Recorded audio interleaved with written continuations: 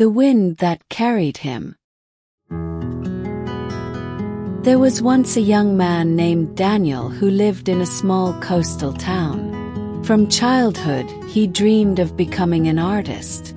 Whenever the waves crashed against the rocks, he would sit for hours with his sketchbook, capturing the rhythm of the sea. He believed that one day his paintings would hang in galleries, inspiring people he had never even met. But life did not bend so easily to his dreams. When he applied to art school, he was rejected twice.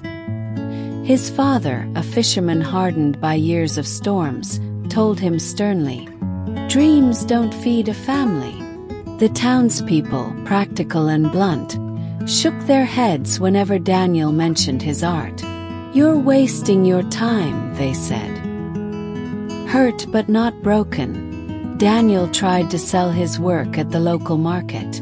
Week after week, people walked past without a glance. The few who stopped only criticized, "Too dark," or "too strange." He carried his paintings home in silence, each step heavier than the last. One night, when rejection felt unbearable, Daniel climbed the cliffs that overlooked the ocean. The wind was fierce, almost pushing him back.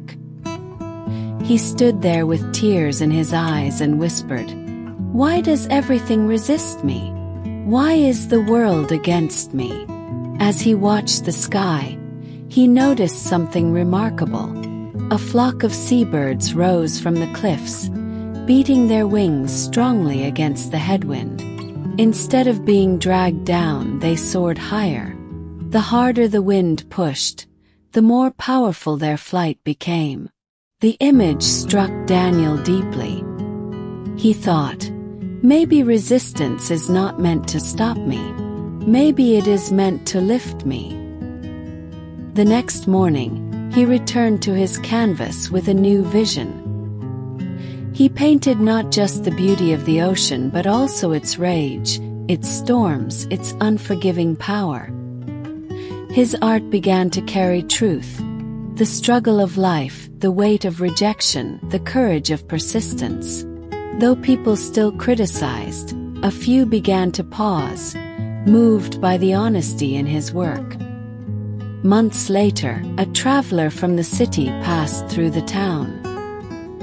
He saw Daniel's paintings displayed at the market and stopped in awe.